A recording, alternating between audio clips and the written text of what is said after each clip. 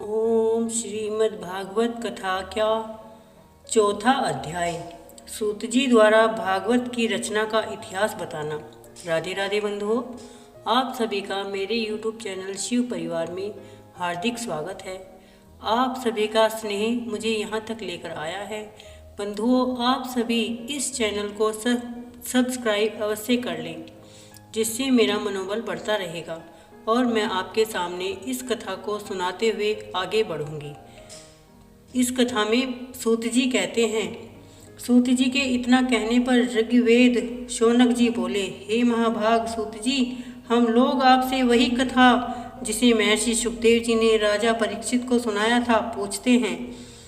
आप हम पर कृपा करके यह बताइए कि किस युग में, किस स्थान में और किस प्रयोजन से पहले यह कथा प्रकट हुई और वह क्या कारण था जिससे महर्षि वेदव्यास ने इस श्रीमद् भागवत संहिता की रचना की।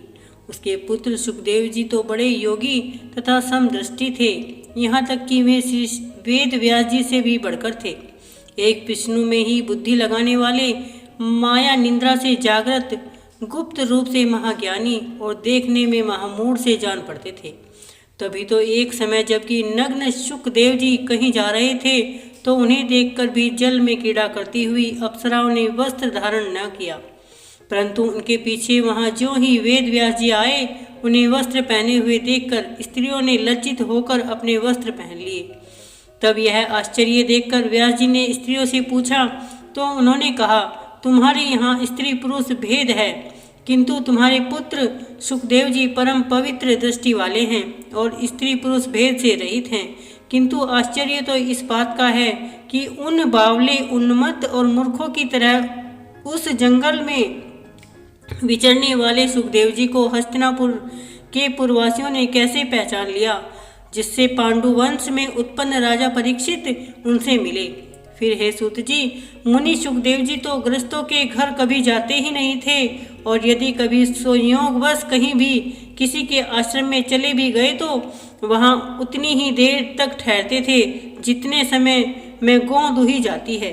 फिर अभिमन्यु पुत्र राजा परीक्षित को मुनियों ने श्री विष्णु का बड़ा भक्त कहा है, यह कैसे? उन्होंने कौन से आश्चर्यजनक कार्य किए थे और उनका जन्म आदि कैसे हुआ था, उन सब को आप मुझसे वर्णन कीजिए।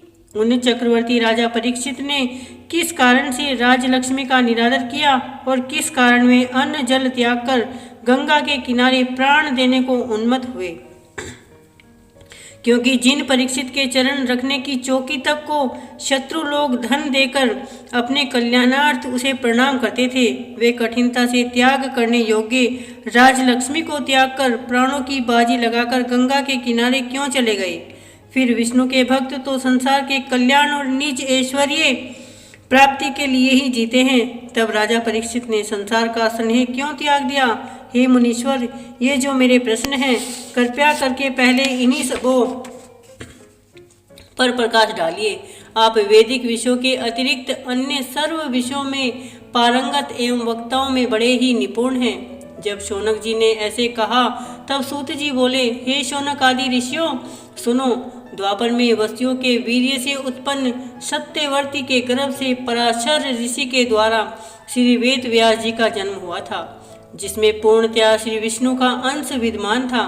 तब कलयुग के आने पर जब एक समय श्री व्यास जी सरस्वती नदी के जल प्रवाह में स्नान कर समाधिस्थ हो बैठे तो उन्हें कली के द्वारा होने वाली समस्त सम विषम परिस्थितियां ज्ञात हो गई, क्योंकि पूर्ण योगी को उस अवस्था में गुप्त प्रकट सभी बातें आत्मा द्वारा ज्ञात हो जाती थी। तब इस प्रकार युग धर्मों का उलट पलट देख उन्हें बड़ी चिंता हुई। उन्होंने संसार के कल्याणार्थ वेद के 4 भाग कर दिए, जैसे नंबर 1 यजुर्वेद, यजुर्वेद, सामवेद और अर्थवेद। इस प्रकार से उन्हें वेद का विभाजन किया। इतिहास और पुराण 5वां वेद कहा जाता है। उसमें पेल महर्षि यजुर्वेदी, जैमिनी महर्षि सामवेदी और वैशंपायन महर्षि यजुर्वेदी का अभ्यास करने वाले थे। सुमंत मुनि अर्थवेद के ज्ञाता थे और मेरे पिता रोमहर्षण जी इतिहास और पुराण के जानने वाले थे। फिर इन सब ऋषियों ने अपने अपने वेद के अनेक प्रकार से विभाग किए और उनके पश्चात उनके शिष्यों ने उन विभागों के भी शाखा पर शाखा संयुक्त कितने ही और विभाग प्रकट किए जिन्हें थोड़ी भी बुद्धि वाले मनुष्य समझ सके। इस प्रकार महर्षि वेदव्यास ने भी वेदों को इस प्रकार से विभाजित कर सरल किया जिसे सर्वसाधारण जन समझकर श्रीमद् मार्ग पर जा सके, आत्मोन्नति कर ले। स्त्री शूद्र और ब्राह्मणों में अधम मनुष्यों को भी वेद सुनने का अधिकार नहीं है, परंतु जिसमें कोई भी कल्याण साधन से वंचित न रहे, इसके लिए दया करके व्यास जी ने एक महाभारत नामक इतिहास ग्रंथ की रचना की जिसमें सब वेदों का सार सन्निहित है। किंतु जब इतने पर भी प्राणियों का सदैव हित चिंतन करने वाले व्यास जी का चित्त प्रसन्न न हुआ, तब वे अत्यंत खेद खिन्न होकर नाना प्रकार का संकल्प विकल्प करते हुए किसी अन्य ग्रंथ के प्रणयन का विचार करने लगे। जब सरस्वती नदी के तट पर बैठे बैठे व्यास जी ऐसा विचार कर ही रहे थे कि सहसा उनके समक्ष हाथ में वीणा लिए नारद जी आए। नारद जी को देखकर व्यास जी उठ खड़े हुए और यथाविधि उनका पूजन किया। बोलो कृष्ण भगवान की जय।